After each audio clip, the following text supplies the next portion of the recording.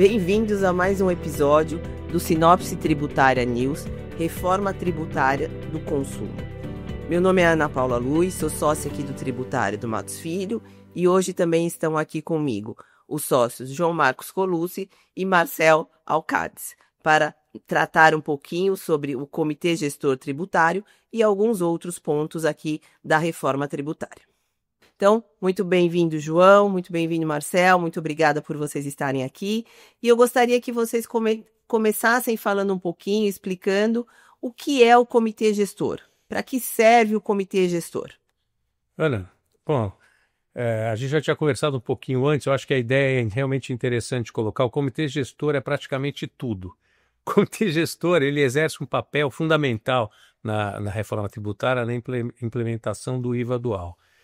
Muito em decorrência, e isso a gente tratou no último videolog que a gente fez, em decorrência do federalismo, ou seja, o IVA dual foi necessário porque é uma cláusula pétrea na Constituição Nacional brasileira, a existência de autonomia dos estados e municípios. Então, quero crer que a existência de um comitê gestor nos moldes em que a gente vai apresentar aqui decorre também dessa necessidade de respeito à questão federalista, porque você tem o IVA dual, que divide em dois tributos, que vai substituir IPI, PIS, COFINS, ICMS, Imposto sobre Serviços, você tem o IBS e você tem a CBS. CBS é da União, IBS vai substituir os tributos municipais e estaduais. E para fazer a gestão de tudo isso, você vai ter um comitê gestor, que o próprio nome diz, mas ele vai muito além de só fazer a gestão. A gente elencou mais ou menos uma meia dúzia ou mais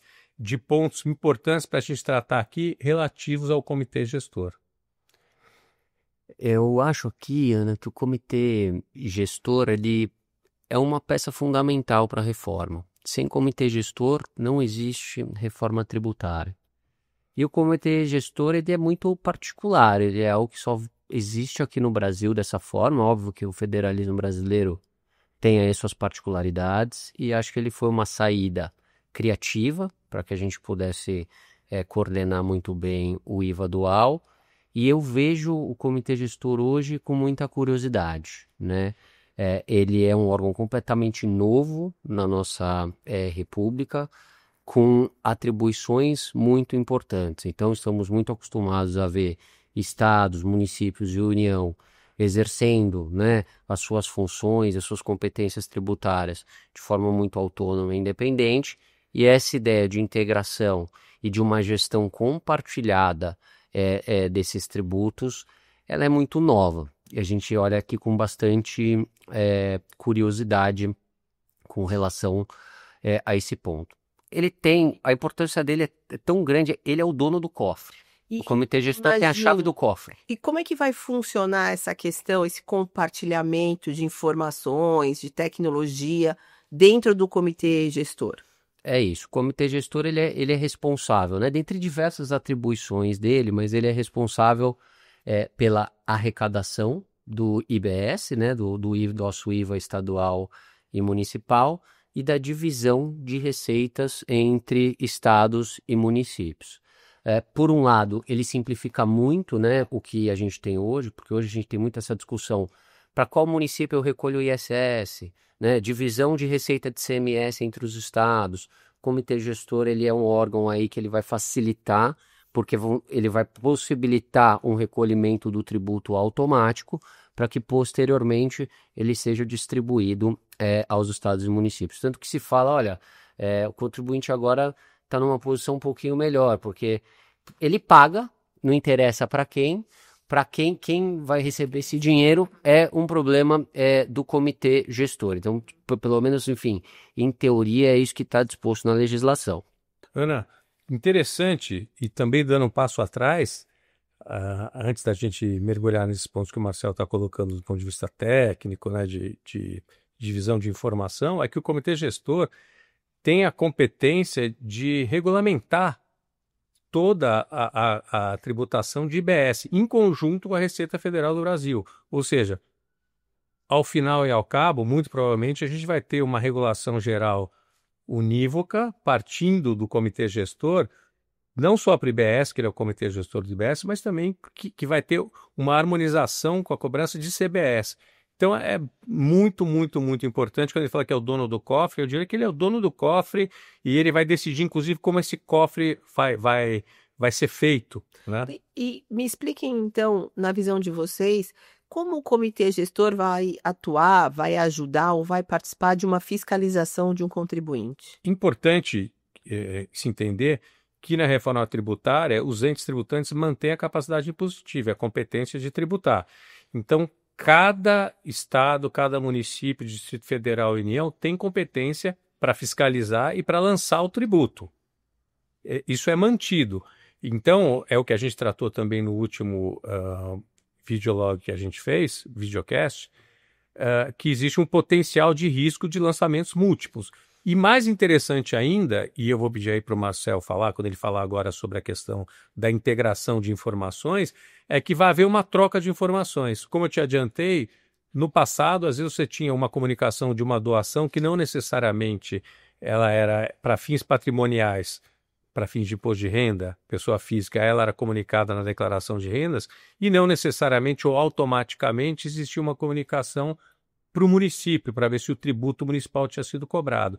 Hoje em dia, com a estruturação em termos ideais do comitê gestor, essa comunicação, esse compartilhamento em relação à ocorrência dos fatos geradores, a fiscalização, a ocorrência de algum tipo de sonegação ou de qualquer signo presuntivo de que algo está fora dos padrões determinados pela lei, deve haver uma comunicação interna via comitê gestor. Uma das funções do comitê gestor, dentre as suas competências, é harmonizar. Seja ele tem uma função de harmonização dos entendimentos relacionados ao tributo, né, ao IBS, enfim, inclusive com relação às formas como isso vai ser interpretado e etc. E também harmonização e criar aqui condições para o que a gente chama, né, de cooperação entre os entes federados. E aqui a cooperação entre os entes federados que estão ali representados no comitê gestor, que são municípios e estados, e aí espera-se, né, que dentro dessa cooperação ela seja em todos os âmbitos, seja em âmbito ali, né, de definição de interpretação e solução de eventuais controvérsias, seja também com relação às fiscalizações, seja possibilitado tanto a cooperação, ou seja, se o estado já fiscalizou, para que o município vai fiscalizar, ou seja, utilizar um pouco a força de todos esses entes de uma forma cooperativa, seja na divisão de informações. Então, o comitê gestor é uma peça essencial dentro desse princípio da reforma tributária, né? Porque o princípio aí da cooperação, ele foi incluído aí para essa nossa reforma tributária, né? Tem que ter uma cooperação entre os entes federados. Na definição, Ana, inclusive dos deveres acessórios, né? Do ponto de vista técnico e formal dos documentos fiscais, haverá uma coordenação entre a Secretaria da Receita Federal do Brasil, então a União, e o comitê gestor, para definir um padrão único de deveres acessórios para a formulação desse documento fiscal eletrônico que vai ser o nascedouro de toda obrigação tributária depois que ocorrido, obviamente, no mundo social. Tá certo. E me parece também que o comitê gestor vai ter um papel importante no que diz respeito ao payback, que é aquela possibilidade das famílias de baixa renda, vou falar assim, restituírem aí, né, de uma forma mais simples, restituírem uma parcela do valor que foi recolhido. Como é que vai funcionar? É isso mesmo? O comitê gestor vai interferir?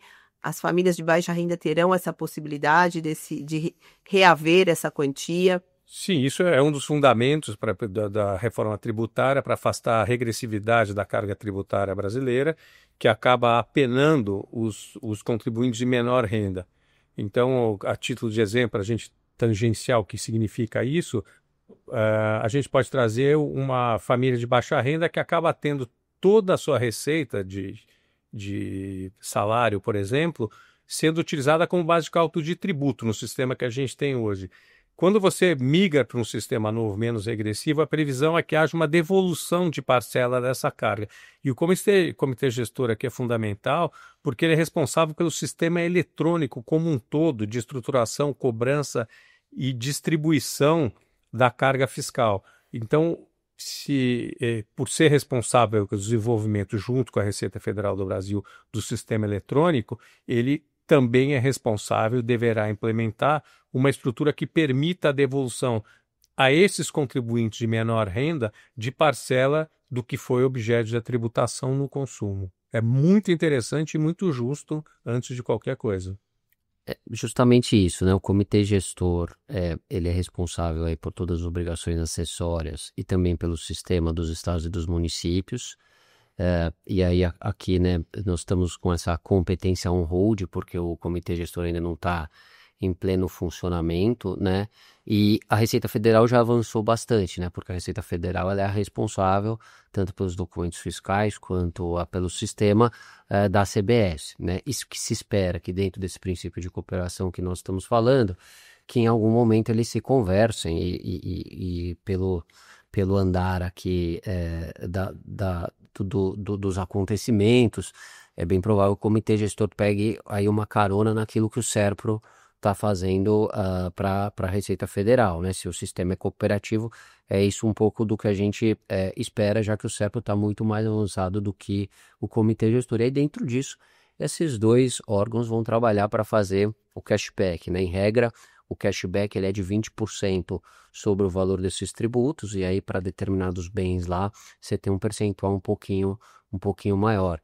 Cashback aqui daria um outro podcast, né, Ana? Ou seja, todos os desafios que a gente tem tido na implementação do cashback, né, os varejistas muito preocupados com esse assunto, especialmente em como operacionalizar isso no momento da venda, né? Mas acho que isso é um tema que não é o cashback, a gente pode até fazer uma provocaçãozinha. Eu acho ótimo, eu não tinha me atentado, essa tua provocação é ótima, no sentido de que nem toda a população brasileira tem acesso ao sistema bancário. Então, se você for fazer um cashback via sistema bancário de devolução e não exclusão no ato da compra, que eu acho que é mais difícil de fazer o controle republicano, vamos dizer assim, dessa exclusão, é um grande desafio. Além do custo que isso vai gerar no sistema bancário. Então, será um desafio. Mas eu acho que, novamente, a gente gosta de ver sempre o copo meio cheio. Esse desafio vai gerar uma solução que vai agregar, e para diversas outras questões que a gente tem importantes no Brasil, reconhecendo a existência do erro, a gente vai atrás e resolve. E está todo mundo pensando nisso e antecipando essas questões. Então, eu tenho uma visão positiva, acredito que vai ter, que a gente vai achar uma solução. E existe, se formos olhar dentro do comitê gestor, ainda falando de forma administrativa, existe uma governança? Como é que funciona? O Marcel comentou um pouco que nós teríamos ali os municípios e estados representados ali no comitê gestor. Vocês conseguem me explicar um pouco melhor? Um dos motivos que eu vejo com muita curiosidade o comitê gestor é que ele implementa o que eu tenho chamado de federalismo por representação, né? Ou seja, a gente está falando de uma das condições basilares do federalismo, que é a arrecadação, e são os entes federados tendo recursos, e você dá a um órgão com uma função compartilhada que vai ter uma função de representar os demais entes federados, né? E como que isso vai funcionar? Vai funcionar os 27 estados, né, 26 estados mais o Distrito Federal, indicam para o Conselho Superior do Comitê Gestor, né? O Conselho Superior do Comitê Gestor são 27 representantes dos estados, são os secretários de Fazenda e seus suplentes, escolhem-se os suplentes. Como é que vai funcionar com os municípios, né? Eu tenho 2 eleições para os municípios. Eu tenho 14, vou ter 27 representantes dos municípios também, né? Então o Conselho Superior do Comitê Gestor, que é o órgão máximo, vai ser composto por 54 representantes por 54 pessoas. Além dessa indicação direta dos estados, a gente tem a indicação pelos municípios. Vamos ter 2 eleições. A primeira eleição vai eleger 14 representantes, eles vêm por chapa, né, conforme está lá previsto na legislação, então eu vou ter aí uma chapa com 14 representantes, eles vão ser escolhidos, né, por voto, esses 14 com base em 50% mais um do voto de todos os prefeitos. Quem vota são os prefeitos. Os prefeitos. Os prefeitos podem votar. Esse de 14 representantes é votação por maioria. Eu tenho mais 13 representantes que eu tenho uma votação que o peso do voto de cada prefeito é calculado de acordo com o número de habitantes do município. Portanto, o município que tem mais habitantes vai ter um número maior de votos. Então, eu tenho 14 por voto, 50% mais um. Eu tenho 13 por voto proporcional à população. Então, diante disso, eu vou ter uma representação, né? Ou seja, eu ter um órgão de 54 representantes, ele já é um desafio, né? Sendo que esses representantes, né, tem que ir ali, né, defender, né, interesses, né, de outros municípios que não estão ali diretamente representados, acho que tem que se tomar muito cuidado, mas muito cuidado, isso eu acho que é um alerta que tem que se fazer e que tem que estar em mente de todo mundo, muito cuidado para que não se desvirtue o comitê gestor, que em sua origem é um órgão técnico, né? Ele tem que ser técnico, ou seja, no sentido da palavra mesmo, né? Como a gente aprende na faculdade, que é quando você for fazer o regulamento, é para fazer o regulamento que não vá contra a Constituição ou contra a lei complementar, ele é simplesmente para operacionalizar o tributo. Quando você for falar sobre arrecadação, que você simplesmente operacionalize a arrecadação. Quando você for falar sobre cooperação e harmonização, que você simplesmente siga as questões técnicas e operacionais disso. Qual que é a preocupação, né? E eu sempre brinco que o brasileiro ele é desconfiado com razão, porque a gente vê outros regulamentos até agora, né, e outros atos infralegais e infraconstitucionais que acabam invadindo essas competências. Então, nossa função aqui é fazer esse alerta. Um órgão representativo com tanta gente assim, para que isso se desvirtue para discussões políticas, defesas de interesse de A contra interesses de B, não é muito difícil. Então, o que é importante esse recado, né? Ou seja, que todos aqueles que participem do comitê gestor e que para que a sociedade como um todo fique muito vigilante, porque a reforma tributária não vai dar certo se isso acontecer. É essencial para que a reforma tributária dê certo que o comitê gestor haja estritamente em termos técnicos. Então, acho que esse é o alerta que a gente tem que fazer, seja para as autoridades, né, ou seja, que estão tomando esse cargo com bastante responsabilidade, é isso que a sociedade espera deles, seja dos contribuintes, né, seja a sociedade civil como um todo, porque isso é um passo muito importante para a reforma. Eu acho que é interessante destacar isso, que você colocou aqui de maneira direta, mas que você vai ter uma representação de cada estado, efetivamente vai ter um representante seu. Exatamente. No comitê gestor. Os municípios, a gente está falando de 5.000 municípios que vão dividir 27 posições. Então, de fato, existe uma questão de representação de são mais, acho que cerca de 200 municípios por representante. E essa diferença é que tem que ser encarada de maneira técnica, como bem colocou o Marcel, para que se não haja uma distorção e acaba isso virando uma disputa política, uma disputa de poder. A gente está aqui diante, como a gente disse no começo, do coração ou do cofre de toda a reforma tributária. Acho que o principal pilar depois da reforma constitucional da lei complementar que veio fazer a regulação é a estrutura do comitê gestor e a regulação do comitê gestor. Portanto, isso tem que ser levado muito a sério sob pena da gente ter uma fractação ou uma não galvanização necessária para que a gente tenha sucesso no comitê gestor e na própria reforma tributária como um todo. Que, como eu sempre faço questão de dizer, nós somos entusiastas, entendemos que vai melhorar, que vai ser uma tributação menos regressiva, que vai simplificar a estruturação e que vai fomentar a economia, desde que seja feita de maneira técnica e de maneira republicana. João, você quer deixar mais algum comentário ou você encerra já com esses comentários? Porque eu gostaria que vocês deixassem aqui uma opinião de vocês, falassem um pouquinho de uma forma mais ampla, talvez, o que vocês estão achando, percebendo, trabalhando com os clientes. Enfim, deixem aí um recado para a gente. Ana, eu acho que tem dois tipos de visão. Eu gostaria de deixar colocado o seguinte. Primeiro, existe um cronograma de implementação da reforma tributária que todo mundo está um pouco deixando para o futuro. Mas eu preciso lembrar que agora, a partir de julho, você vai ter que ter cumprimento de deveres acessórios. Então, isso é muito importante, né? sim, o tema é muito importante, o tema é presente. Nós somos otimistas com a reforma tributária. Não é uma jabuticaba, como gostam de colocar, e mais. A gente, inclusive, tem gravado aqui, além dessas gravações que a gente tem feito artigos e publicados, e para diversos níveis de público, desde o mais simples, trazendo quais são as questões básicas da reforma tributária, a alguns mais sofisticados, como essa análise política que o Marcel fez aqui, muito bem colocada, sobre a constituição e governança do comitê gestor.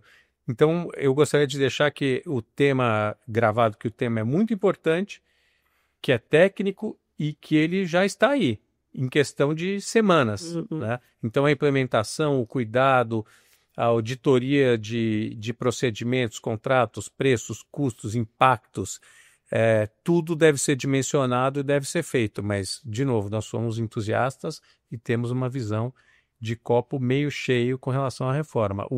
A outra metade se completará quando a gente tiver uma abordagem técnica de implementação do comitê gestor e com uma visão republicana. Obrigado. Acho, né, Ana, que a gente quis trazer, né, o tema do comitê gestor, especialmente para chamar a atenção. Quando a gente tem falado com os clientes, parece que o comitê gestor ele é um ambiente muito restrito à administração tributária, né?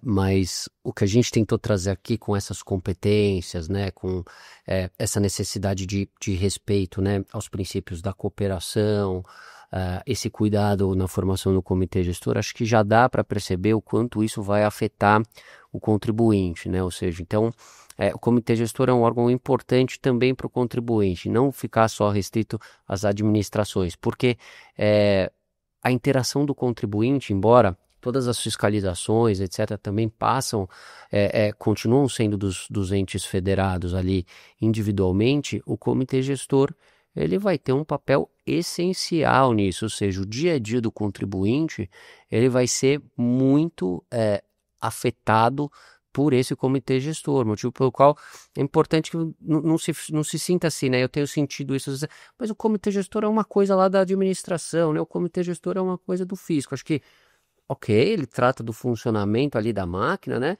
Mas é muito importante que a gente fique aí de olho no que está acontecendo, porque isso vai nos afetar bastante. Acho que um último aqui comentário que eu gostaria de fazer é a fase aí de transição, né? Então, a gente hoje tem aí uma celeuma com relação à criação do comitê gestor, né? Ou seja, já foram indicados os representantes do Estado e os municípios ainda não chegaram num acordo para indicarem os seus representantes, portanto, o comitê gestor aí, ele foi virtualmente instaurado, mas não na sua totalidade, porque faltam esses representantes, né? Mas, independentemente disso, a situação vai se resolver de um jeito ou de outro, a gente espera que se resolva fácil, o contribuinte se preparar aqui para esse prazo de transição, né?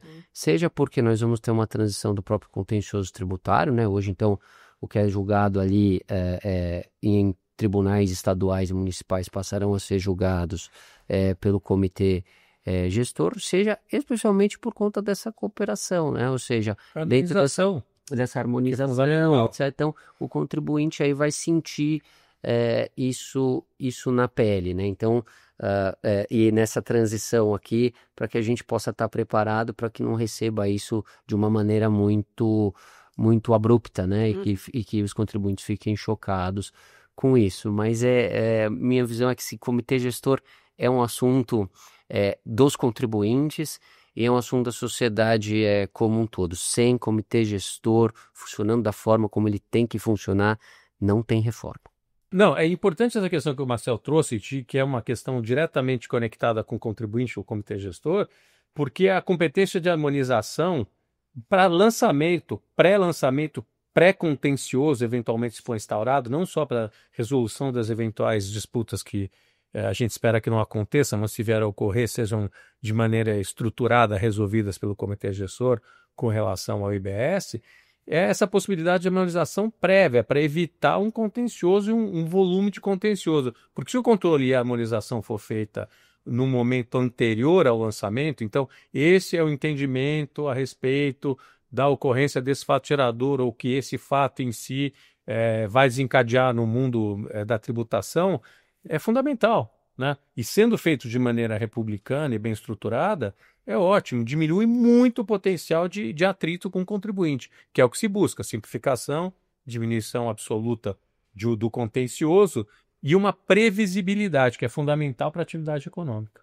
E temos que esperar, né, João, agora também a votação do PLP 108, o Comitê Gestor já está aprovado como lei complementar, emenda constitucional, mas digamos que o coração do Comitê Gestor, a lei complementar do Comitê Gestor ainda não foi aprovada. Então também esperamos aí que o Congresso analise aí o mais rápido possível o PLP 108 e aprove aí toda essa regulamentação do Comitê Gestor.